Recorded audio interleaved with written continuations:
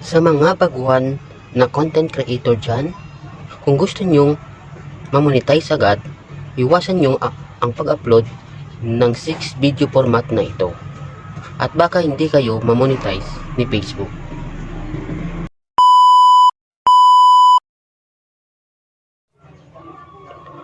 Number 1, static video.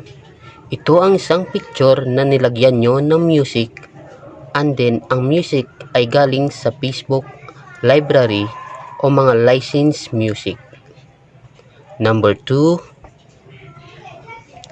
static image pulse.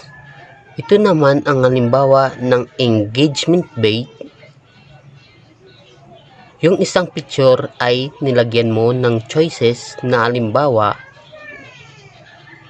ay nagtatanong ka sa audience na kung ano ba ang masarap, tsokolate o ice cream.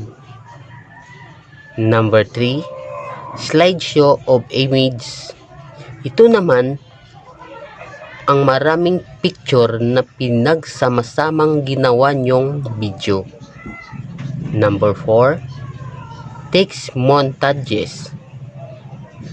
Isang picture lang po ito na nilagyan nyo ng text. Halimbawa, nilagyan mo ng mga motivational quotes o text. Number 5, looping video. Ang halimbawa nito ay yung maikling video like GIF na paulit-ulit nyo pong i-play para maging mahaba ang video. Number 6, embedded ads. Ito naman, gumagawa ka ng video tapos i-edit mo at lalagyan mo ng ads para maging eligible o monetize. Yun lamang po.